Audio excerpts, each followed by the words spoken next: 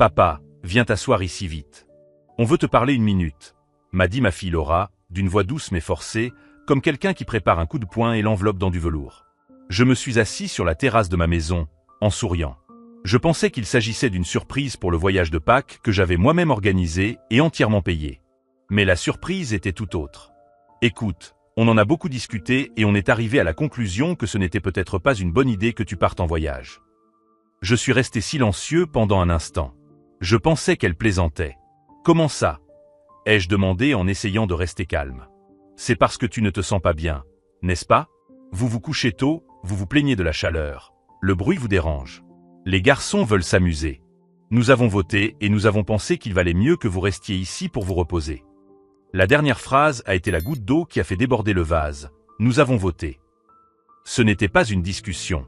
C'était une décision unilatérale prise dans mon dos, comme si j'étais un meuble encombrant qu'ils avaient décidé de laisser à la maison. Je m'appelle Frank Thompson et, à 74 ans, je n'aurais jamais imaginé être rejeté par ma propre famille comme un poids mort. Je suis ingénieur civil à la retraite, j'ai créé une entreprise à partir de rien. J'ai élevé 2 filles seules après le départ de ma femme il y a 5 ans. Pendant des décennies, j'ai été le pilier qui a soutenu chaque rêve, chaque crise, chaque caprice de cette famille. Et ce vendredi saint, le jour où je devais partir avec eux pour les vacances que j'avais moi-même payées, planifiées et attendues pendant des mois, j'ai découvert que j'étais devenu le vieil homme encombrant. J'avais acheté les billets, réservé l'hôtel, payé les nouvelles valises, y compris celles de Laura. J'avais planifié des excursions en pensant à mes petits-enfants, j'avais même pris en compte le régime alimentaire de ma fille, en m'assurant que le complexe hôtelier proposait des options végétaliennes. Et pourtant, j'ai été écarté comme un fardeau. Tu comprends, papa, n'est-ce pas? C'est mieux ainsi, m'a-t-elle dit, avec une expression mêlée de culpabilité et de soulagement. Je n'ai pas pleuré, je n'ai pas discuté. Je me suis simplement levé, j'ai pris calmement ma valise, j'en ai sorti mes quelques affaires, quelques vêtements légers, ma casquette, mes médicaments, ma petite bouteille d'eau, et je l'ai remise dans l'armoire. Laura m'observait, visiblement satisfaite que j'ai compris sans faire d'histoire. J'ai acquiescé avec un demi-sourire. Un de ces sourires qui ne viennent pas de la joie, mais de la certitude. La certitude que quelque chose avait changé pour toujours.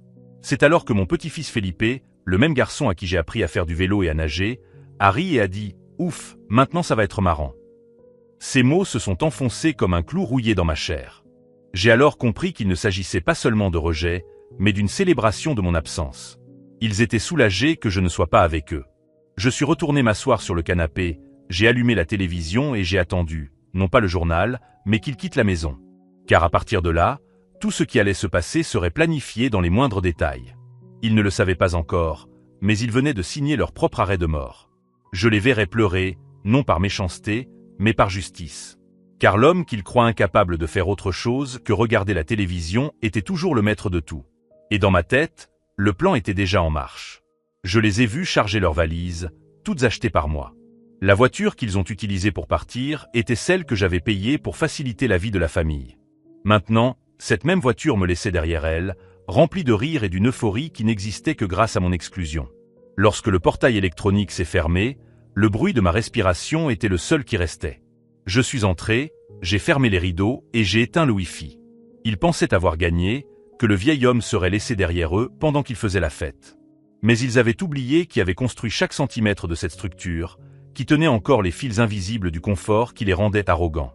Si vous suivez cette histoire qui montre à quel point une famille peut être cruelle envers ceux qui l'aiment le plus, n'oubliez pas de vous abonner à la chaîne pour voir comment la situation va évoluer. Pendant qu'ils riaient dans la voiture en route vers l'aéroport, je décidais déjà sur quel bouton appuyer en premier. Car oui, j'étais déjà passé à l'action. Leur voyage venait à peine de commencer, mais il était déjà condamné. C'était toujours moi qui pilotais l'avion qui les transportait. Alors que le moteur de la voiture disparaissait au loin, emmenant ma famille vers les vacances que j'avais financées, je restais là, sur la terrasse, à regarder la poussière se déposer sur l'asphalte. Ce n'était pas seulement le bruit du moteur qui s'éloignait, c'était l'écho de 3 décennies qui s'effaçaient en une seule matinée. Laura a toujours été ma fille préférée, même si je ne l'ai jamais admis à voix haute. Après la mort de sa mère il y a 5 ans, elle est devenue la matriarche de la famille, organisant les réunions, coordonnant les vacances, gardant tout le monde uni. Du moins, c'est ainsi que je le voyais. Mais maintenant, en repensant à chaque décision prise au cours des derniers mois, je me rendais compte que Laura ne maintenait pas l'unité de la famille, elle m'isolait systématiquement. Le premier indice était apparu à Noël dernier. Pendant le dîner, Alors que je commençais à raconter comment j'avais construit ma première maison en 1972, Felipe a levé les yeux au ciel et m'a dit « Grand-père, tu as déjà raconté cette histoire 10 fois. » Laura a ri et a dit « Papa, tu te répètes. Laisse les jeunes parler. » J'ai ravalé mon humiliation sur le moment, pensant qu'il s'agissait simplement d'impatience juvénile. Puis vint l'anniversaire de Laura en février. J'avais préparé un discours émouvant sur la façon dont elle était devenue une femme forte après la mort de sa mère. Mais lorsque je me suis levé pour parler, son mari Roger m'a interrompu. « Franck, et si on gardait les discours pour plus tard ?» Le repas refroidit. Tout le monde a ri. Je me suis assis en silence, gardant mes mots pour un moment qui n'est jamais venu. La troisième fois, c'était pendant la planification de ce voyage de Pâques. J'avais suggéré de retourner dans le même complexe hôtelier où Laura avait passé sa lune de miel, pensant que ce serait un bel hommage à sa mémoire. Mais elle m'a coupé la parole. « Papa, c'est du passé. On veut se créer de nouveaux souvenirs, pas revisiter les anciens. » Roger, mon gendre, a toujours été un problème déguisé en solution. Il travaille dans la vente, il est de ceux qui parlent fort au restaurant et qui ont toujours un avis sur tout. Au cours des 2 dernières années, j'ai remarqué qu'il se plaçait toujours physiquement entre moi et les conversations familiales. Quand je parlais, il vérifiait son téléphone portable. Quand je donnais des conseils basés sur 40 ans d'expérience dans le bâtiment, il souriait avec condescendance et changeait de sujet. Le vieux devient sénile.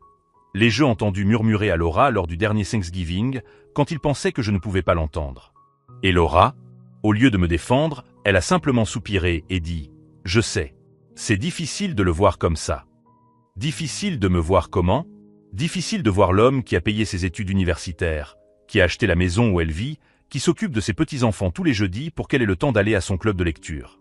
Felipe, mon petit-fils aîné, était mon compagnon de pêche. Pendant des années, nous avions pour tradition de partir tous les samedis matins au lac. Il me parlait de l'école, de ses copines, de son rêve de devenir ingénieur comme son grand-père. Mais au cours des 6 derniers mois, ces sorties sont devenues une guerre du silence. Il était tout le temps sur son téléphone portable, répondait à mes questions par monosyllabes et soupirait chaque fois que j'essayais de lui enseigner une technique de pêche. « Grand-père, c'est un truc de vieux », m'a-t-il dit la dernière fois que nous sommes allés pêcher ensemble, lorsque j'ai essayé de lui apprendre le nœud que mon propre père m'avait enseigné. Un truc de vieux. Comme si mon expérience était une maladie contagieuse. Ma petite fille cadette, Sophie, âgée de 15 ans, m'ignore tout simplement depuis plus d'1 an. Quand j'entre dans la pièce, elle sort. Quand j'essaie de lui parler, elle met ses écouteurs. Laura me dit toujours « Papa, c'est les ados.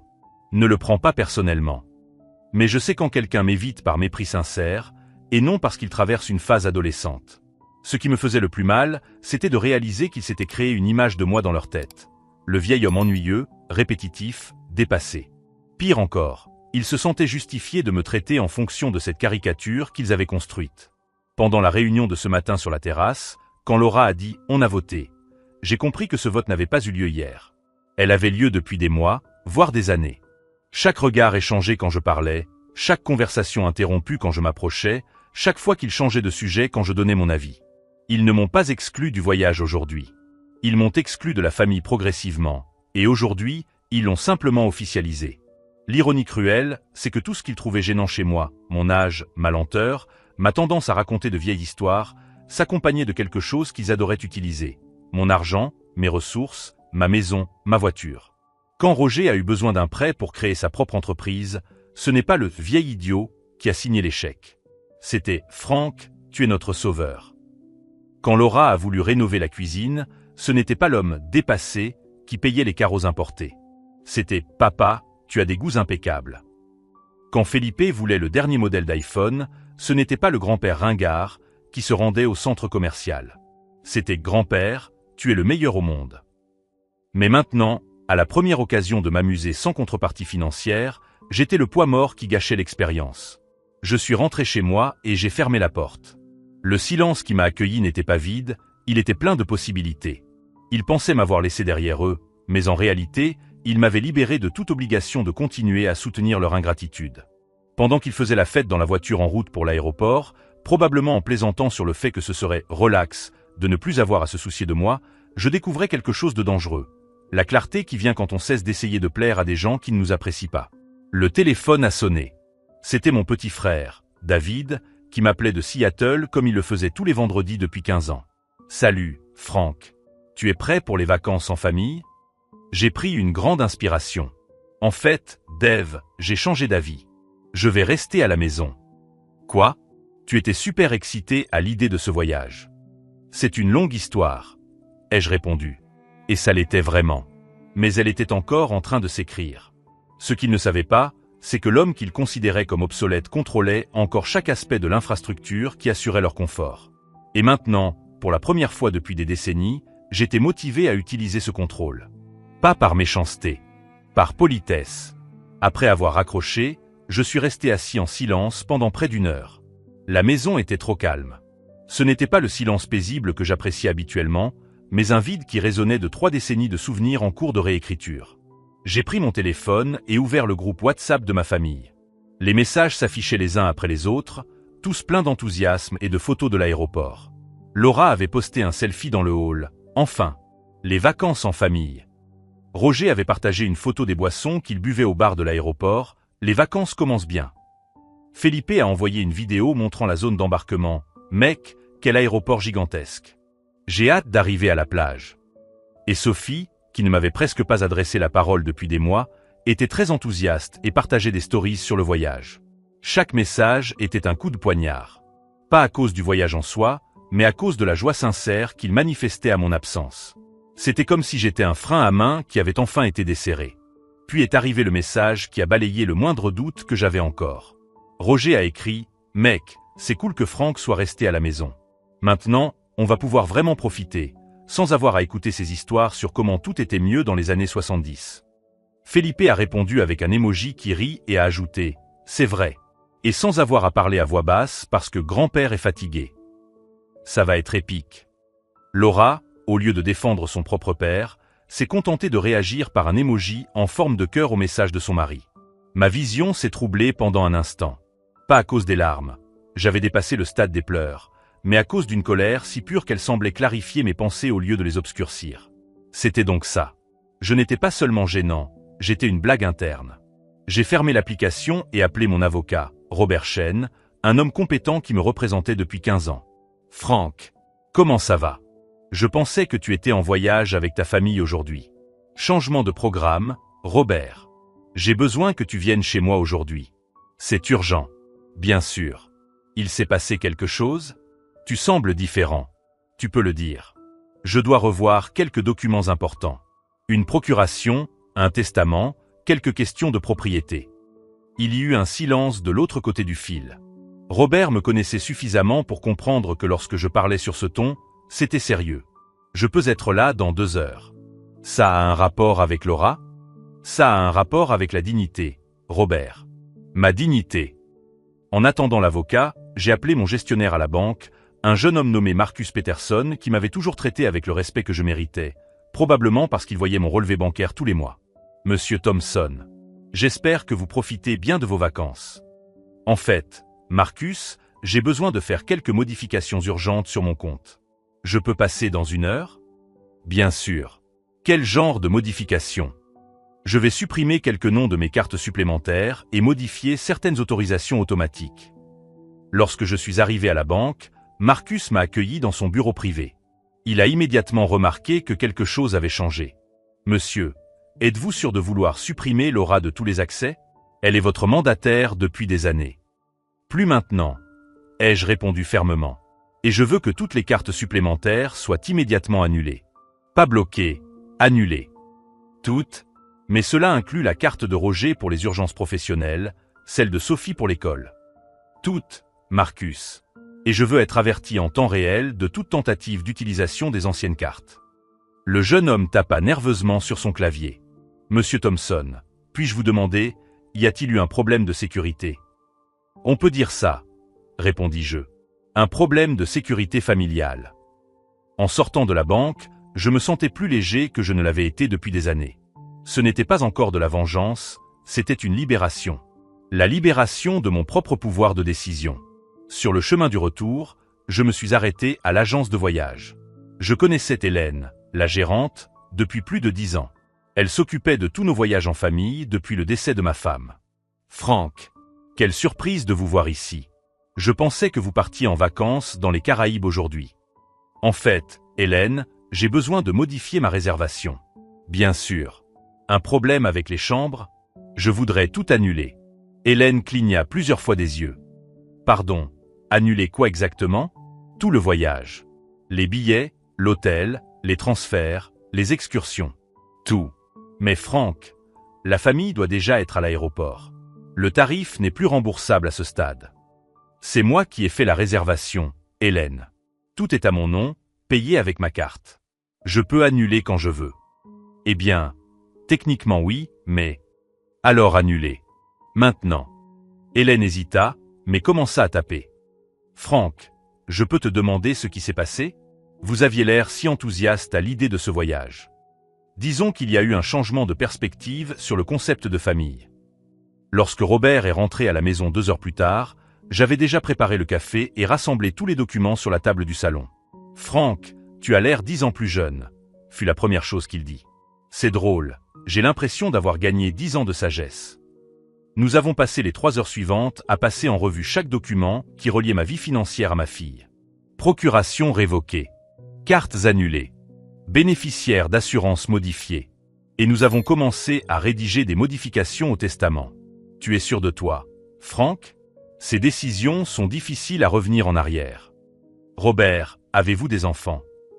J'ai une fille de 22 ans. Si elle vous regardait dans les yeux et vous disait que vous êtes un poids mort qui l'empêche de s'amuser, puis célébrait publiquement votre absence, la maintiendriez-vous comme héritière? Robert est resté silencieux pendant un long moment. Je comprends votre point de vue. À 7 heures du soir, lorsque Robert est parti, j'étais officiellement libéré de toute obligation financière envers ma famille. Il ne le savait pas encore, mais il venait de découvrir ce que signifiait réellement être indépendant. Je me suis préparé un dîner simple, ce que je n'avais pas fait depuis des années, car je mangeais toujours ce que Laura jugeait approprié pour l'âge de son père. C'est en coupant un steak, un vrai steak, pas les substituts protéinés que Roger insistait pour dire qu'ils étaient meilleurs pour les personnes âgées, que mon téléphone a sonné. C'était un numéro étranger. Probablement celui du complexe hôtelier dans les Caraïbes. J'ai répondu. Monsieur Thompson, ici Maria, de la réception du Paradise Resort. Votre famille est ici, mais il semble y avoir un problème avec la réservation. Je pouvais entendre des voix agitées en arrière-plan. La voix de Laura, clairement frustrée, parlait d'un malentendu et de régler cela immédiatement. Maria, ai-je dit calmement, il n'y a pas de malentendu. J'ai annulé la réservation cet après-midi. Oh, je vois. Eh bien, votre fille insiste sur le fait qu'il s'agit d'une erreur. Ce n'est pas une erreur. Et Maria, ils ne sont pas autorisés à faire de nouvelles réservations en mon nom. Bonne soirée. J'ai raccroché et suis retourné à mon dîner. Le steak était parfait. Ce soir-là, alors que je regardais un documentaire sur l'ingénierie, quelque chose que je n'avais pas fait depuis des années parce que c'était ennuyeux pour les jeunes, mon téléphone a explosé d'appels et de messages. Je n'ai répondu à aucun d'entre eux. Pour la première fois depuis des décennies, j'étais exactement là où je voulais être, maître de ma propre vie. L'homme qu'il pensait devoir rester tranquille devant la télévision était enfin aux commandes. Et l'épisode du lendemain serait encore plus intéressant.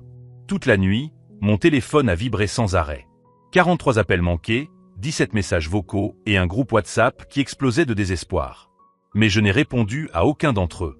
Chaque vibration était comme une musique à mes oreilles, le son de la réalité rattrapant enfin des gens qui avaient vécu si longtemps dans une bulle de privilèges. Le lendemain matin, alors que je prenais mon café en toute tranquillité, j'ai décidé d'écouter l'un des messages vocaux. C'était Laura, et sa voix tremblait comme je ne l'avais pas entendue depuis des années. « Papa, s'il te plaît, réponds au téléphone. Je ne sais pas ce qui s'est passé, mais toutes nos cartes ont été annulées.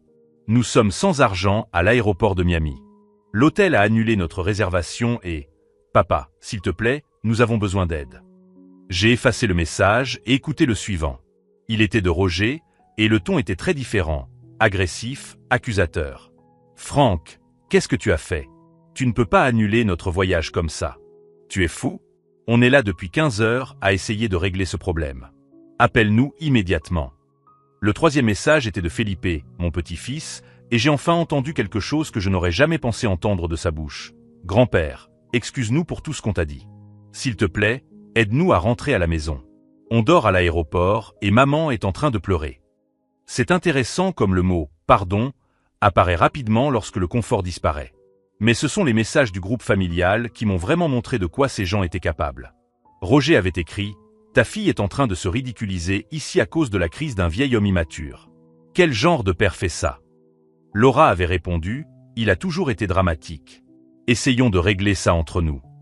Et Felipe, le garçon qui m'avait présenté ses excuses dans un message individuel, a écrit dans le groupe « Grand-père est ridicule. Ce n'est qu'un voyage. » C'est là que j'ai compris, il ne comprenait toujours pas. Il pensait encore que c'était à propos du voyage. Il me voyait toujours comme le problème, et non comme la solution qu'ils avaient perdue. J'ai appelé mon courtier d'assurance, Bradley Williams, un homme compétent qui s'occupait de toutes mes polices depuis plus de 10 ans. « Frank, comment se passent tes vacances? » Changement de programme, Bradley. Je dois faire quelques ajustements urgents sur mes polices. Bien sûr. Quel genre d'ajustement? Je veux retirer Laura comme bénéficiaire de toutes les assurances. Assurance vie, assurance habitation, assurance automobile. Tout. Il y eut un long silence. Frank, c'est une décision très importante. Puis-je vous demander pourquoi? Disons que j'ai découvert que la gratitude n'était pas héréditaire. Bradley, professionnel comme toujours, a procédé au changement sans poser de questions. En 2 heures, Laura avait perdu l'accès à près de 200 000 $ d'assurance que je payais religieusement depuis 20 ans. Mais ce n'était que le début. J'ai appelé mon comptable, Steven Rodriguez, et j'ai pris rendez-vous pour lundi. Nous devions revoir non seulement le testament, mais aussi toute la structure financière que j'avais construite autour de ma famille. Steven, j'ai besoin de savoir exactement combien d'argent Laura et sa famille ont dépensé de mes ressources au cours des 5 dernières années. Cela va nécessiter un audit complet. Frank. Carte de crédit, virement, remboursement de prêt. Faites-le. Je veux que chaque centime soit documenté. Le samedi après-midi, Robert est revenu avec les documents finalisés. Nous nous sommes assis sur la terrasse, celle où Laura m'avait humilié 48 heures plus tôt, et nous avons passé en revue chaque page. Frank, êtes-vous sûr de vouloir retirer complètement Laura de votre testament? Et vos petits-enfants? Robert, avez-vous des enfants qui vous traitent comme un distributeur automatique ambulant? Non. Alors vous ne comprenez pas.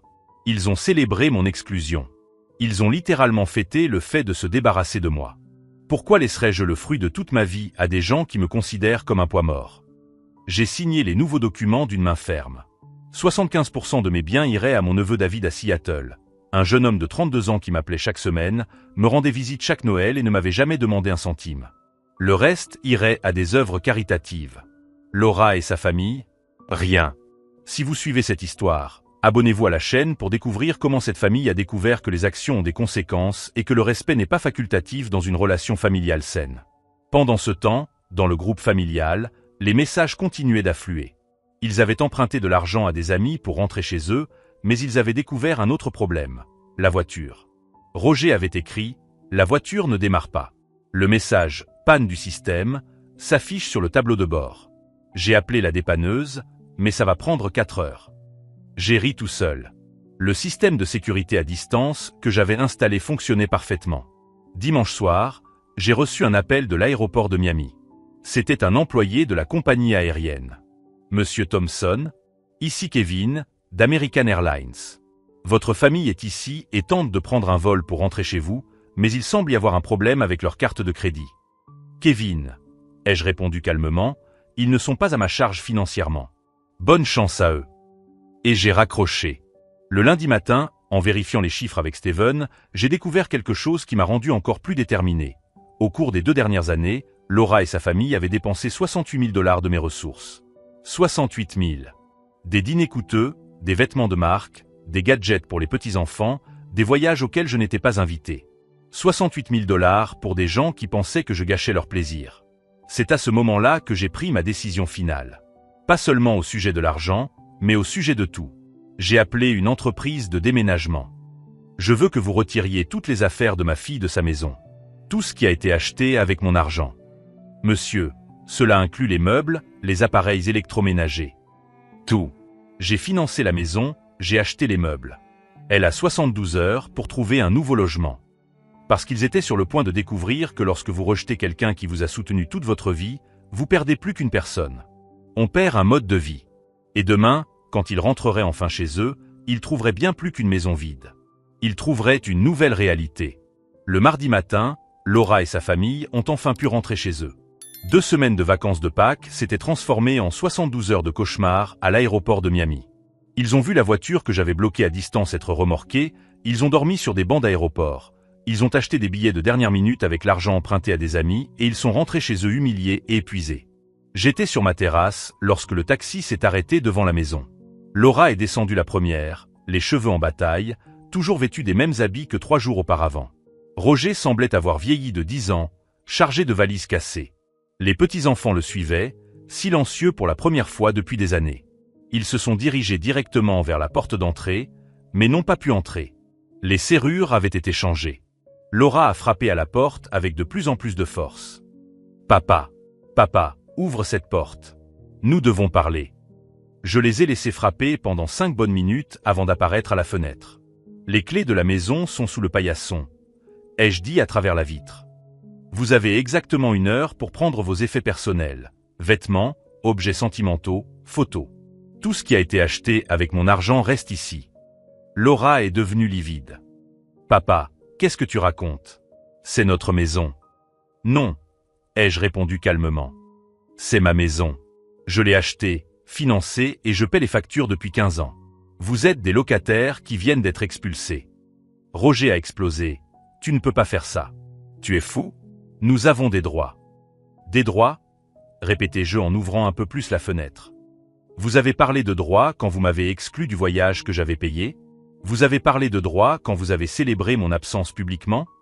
C'est alors que j'ai montré mon téléphone portable, avec le groupe familial ouvert sur les messages qu'ils avaient envoyés à l'aéroport. C'est cool que Franck soit resté à la maison. Maintenant, on peut vraiment profiter. » Ai-je lu à haute voix le message de Roger. Sans avoir à parler à voix basse parce que grand-père est fatigué. Ça va être épique. Laura a essayé de m'interrompre, mais j'ai continué, c'est vrai. Et sans avoir à écouter des histoires sur comment tout était mieux dans les années 70. Felipe, mon petit-fils, a écrit ça. Le même Felipe à qui j'ai appris à faire du vélo, que j'ai emmené pêcher tous les samedis pendant 8 ans. Felipe regardait le sol, honteux, mais il était trop tard pour regretter. « Vous avez 55 minutes » ai-je dit en fermant la fenêtre. Je les ai regardés à travers les rideaux, tandis qu'ils couraient dans la maison, remplissant des sacs de vêtements et d'objets personnels. Laura pleurait en rassemblant des photos de famille. Roger essayait d'emporter quelques appareils électroniques, mais il s'est arrêté lorsqu'il a vu le papier collé sur la télévision, acheté par Frank Thompson en mars 2021. Propriété du propriétaire de la maison. Chaque meuble, chaque appareil, chaque objet décoratif était muni d'une note similaire. 15 ans de ma vie construite avec mon argent, désormais clairement identifié comme ma propriété. À la fin du délai, il se tenait sur le trottoir avec 4 sacs poubelles remplis de vêtements et quelques objets personnels. Rien d'autre. « Papa » supplia Laura, les larmes coulant sur son visage. « S'il te plaît, ne fais pas ça. Nous sommes ta famille. »« La famille » répondis-je depuis la fenêtre. « La famille vote pour exclure le patriarche des moments importants? La famille célèbre quand le plus âgé est laissé pour compte? La famille traite ceux qui la font vivre comme un poids mort? » C'est alors que je lâchai la bombe finale. « Laura, tu as 1 semaine pour trouver un avocat et réviser le Nouveau Testament que j'ai signé lundi. Toi et tes enfants en avez été complètement rayés. Tout ce que j'ai construit pendant 74 ans va maintenant à David, mon neveu à Seattle. Le même David qui m'appelle chaque semaine pour prendre de mes nouvelles, qui ne m'a jamais demandé un centime, qui me traite avec respect. » Le silence qui a suivi était assourdissant. Laura s'est effondrée à genoux sur le trottoir. Roger s'est mis à crier des menaces de poursuite judiciaire. Felipe a finalement relevé la tête, les yeux écarquillés de choc. « Grand-père, tu ne peux pas, toute notre vie. Toute votre vie a été construite sur le mépris, » répondis-je. Vous avez dépensé 68 000 $ de mes économies au cours des 2 dernières années. 68 000 $ pour des gens qui pensaient que je gâchais leur plaisir. Sophie, ma petite fille, qui m'avait ignoré pendant plus d'1 an, prit enfin la parole. « Grand-père, je ne savais pas. » « Tu le savais, Sophie. Vous saviez tous exactement comment vous me traitiez. La différence, c'est que maintenant vous savez aussi ce que c'est que de vivre sans moi. » Un voisin, M. Martinez, qui avait observé toute la scène depuis sa fenêtre, s'approcha de Laura avec un papier à la main. « Madame, M. Thompson m'a demandé de vous remettre ceci lorsque vous partiriez. » C'était une notification officielle. La maison avait été mise en vente. Laura avait 48 heures pour retirer tous les objets restants avant que l'agence immobilière ne prenne le contrôle. « Où allons-nous vivre ?» murmura Laura. « Ce n'est plus ma responsabilité, » répondis-je. « Vous êtes des adultes indépendants qui avez fait vos choix. Maintenant, vivez avec. Roger, désespéré, tenta un dernier coup. Franck, tu ne comprends pas. J'ai des réunions importantes la semaine prochaine, des contrats à signer. Avec quel argent, Roger? Tes cartes bancaires ont été bloquées, la voiture a été saisie, vous n'avez nulle part où vivre. Il est peut-être temps que tu découvres comment tu vas te débrouiller sans le vieux sénile pour financer ta vie. C'est alors que Laura a pris toute la mesure de ce qui s'était passé. Ce n'était pas seulement le voyage annulé ou les cartes bloquées. C'était la fin totale de la structure qui maintenait leur vie à flot. Papa, dit-elle, la voix brisée, nous pouvons arranger ça. Nous pouvons en parler, nous pouvons. Nous ne pouvons rien faire, Laura. Vous avez eu des décennies pour me traiter avec respect. Vous avez choisi de me traiter comme un fardeau. Maintenant, vous allez découvrir ce que c'est que d'être vraiment un fardeau. Sans maison, sans argent, sans soutien. Alors qu'ils s'éloignaient avec leur sac, appelant un Uber qu'ils allaient payer avec les derniers dollars qui leur restaient, j'ai fermé les rideaux et je suis retourné dans mon fauteuil. Pour la première fois depuis des années, la maison était complètement silencieuse. Personne ne m'interrompait, personne ne changeait de chaîne sans demander, personne ne se plaignait de mes histoires. Je me suis préparé un café et j'ai appelé David à Seattle. Oncle Frank, comment se sont passées les vacances? Disons que j'ai beaucoup appris sur la vraie famille, ai-je répondu. David, tu as quelques minutes? Je dois te parler de quelques changements dans mon testament. À l'autre bout du fil, j'entendais le rire d'un enfant, le fils de David, mon petit-neveu de 5 ans, qui m'envoie toujours des dessins par la poste. La vraie famille, ai-je découvert, ce n'est pas celle avec qui on partage son sang. C'est celle qui apprécie le temps passé ensemble. Et tandis que Laura et sa famille découvraient ce que signifie vivre sans ressources financières, je redécouvrais ce que signifie vivre sans poids émotionnel. Ma vengeance n'était pas encore complète. Il manquait la dernière leçon. 3 mois s'étaient écoulés depuis que Laura et sa famille avaient quitté la maison avec leur sac poubelle rempli de vêtements. 3 mois qui avaient complètement transformé non seulement leur vie, mais aussi la mienne. David est arrivé de Seattle la semaine suivant la confrontation, accompagné de sa femme Jennifer et de mon petit-neveu de 5 ans, Tommy. Il n'était pas venu pour juger ou remettre en question mes décisions, mais simplement pour m'offrir leur soutien. Oncle Frank, m'a dit David alors que nous buvions un café sur la terrasse, tu as fait ce que tu devais faire. La famille, ce n'est pas ceux avec qui on partage son ADN, c'est ceux avec qui on partage ses valeurs. Tommy, avec son innocence d'enfant, a demandé « Grand-père Frank, pourquoi tes petits-enfants ne t'aimaient-ils pas ?» La question m'a frappé comme un coup de poing dans l'estomac, mais elle m'a aussi apporté de la clarté. Je lui ai expliqué, avec des mots simples, que parfois les gens oublient d'être reconnaissants envers ceux qui les aiment. Mais moi, je n'oublierai jamais grand-père Frank, dit-il en me serrant dans ses bras. À ce moment-là, j'ai compris que j'avais trouvé ma vraie famille. J'ai appris par des voisins que Laura vivait dans un appartement d'une pièce dans le quartier le plus pauvre de la ville. Roger avait perdu 3 contrats importants lorsque ses clients avaient découvert qu'il n'avait plus de bureau ni d'adresse fixe. Felipe a dû quitter l'école privée et s'inscrire à l'école publique. Sophie a trouvé un emploi à temps partiel dans un snack bar pour aider à payer les factures. Je n'ai pas éprouvé de plaisir à apprendre ces difficultés. J'ai seulement vu la confirmation que les actions ont des conséquences. Monsieur Martinez, mon voisin, m'a dit que Laura était passée devant la maison plusieurs fois au cours des premières semaines, s'asseyant sur le trottoir pendant des heures, regardant les fenêtres. Il m'a dit qu'elle pleurait beaucoup, mais qu'elle n'avait jamais frappé à la porte. Je pense qu'elle a compris, Frank, m'a-t-il dit. Elle a compris que certaines erreurs ne peuvent pas être effacées par des larmes. La maison a été vendue en 2 semaines. J'ai utilisé l'argent pour rembourser complètement l'hypothèque de ma maison et j'ai investi le reste dans un fonds d'études pour Tommy, mon nouvel héritier légitime. David et sa famille ont décidé de s'installer définitivement dans notre ville. Il a trouvé un excellent emploi d'ingénieur en informatique et ils ont acheté une maison à 3 pâtés de maison de la mienne. Maintenant, tous les jeudis, Tommy vient pêcher avec moi au même lac où j'emmenais Felipe. La différence, c'est que Tommy veut vraiment apprendre. Il pose des questions sur les appâts, reste silencieux quand il le faut et se réjouit sincèrement quand je lui raconte des histoires du bon vieux temps. Raconte-moi encore comment tu as construit ta première maison, grand-père Frank, me demande-t-il toujours. Et je lui raconte, parce que j'ai enfin quelqu'un qui apprécie mon expérience au lieu de s'en moquer. Robert Chen, mon avocat, m'a rendu visite la semaine dernière pour finaliser les derniers détails de mon Nouveau Testament. Il m'a dit que Laura avait consulté un avocat pour tenter de contester les changements, mais qu'elle avait abandonné lorsqu'elle avait découvert qu'elle n'avait aucun fondement juridique. « Frank, je peux te dire quelque chose ?» m'a demandé Robert. En 30 ans de carrière, je n'ai jamais vu quelqu'un documenter aussi minutieusement une exclusion familiale. Vous avez conservé toutes les preuves. les messages du groupe, les dépenses excessives, même des enregistrements de conversations familiales. Si elle essayait de contester, elle ne ferait que s'humilier davantage. J'ai souri. 40 ans d'expérience en tant qu'ingénieur m'ont appris que les détails comptent et que la documentation est essentielle. Steven Rodriguez, mon comptable, a présenté le rapport final de l'audit. Au cours des 5 dernières années, Laura et sa famille avaient dépensé 123 000 $ de mes ressources. 123 000 $ pour des personnes qui me considéraient comme trop gênant pour un voyage en famille. Ce qui m'impressionne le plus, a commenté Steven, c'est qu'ils n'ont jamais demandé d'où venait l'argent. Ils ont simplement supposé que c'était leur droit. La veille de la fête des pères, ironiquement 6 mois après avoir été exclue, Laura s'est présentée à ma porte. Elle avait maigri, ses cheveux étaient grisonnants, et ses vêtements avaient clairement connu des jours meilleurs. « Papa » a-t-elle dit quand j'ai ouvert la porte, « je peux entrer ?» Juste 5 minutes. Je l'ai laissée entrer, mais je suis resté debout. Je ne lui ai pas proposé de café, je ne l'ai pas invitée à s'asseoir. « Papa, je voulais te dire que j'ai compris. J'ai compris ce que nous avons fait. C'était cruel, c'était injuste, et tu ne le méritais pas. Laura, ai-je répondu calmement, tu as compris les conséquences. C'est différent de comprendre l'erreur. » Elle s'est mise à pleurer. « Papa, nous avons tout perdu.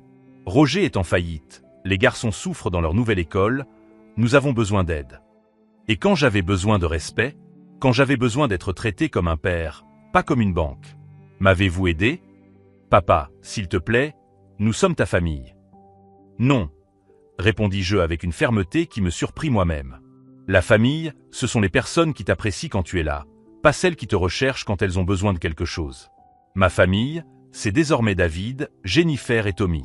Ils m'appellent pour prendre de mes nouvelles, pas pour me demander de l'argent. Laura partit 10 minutes plus tard, plus détruite qu'à son arrivée.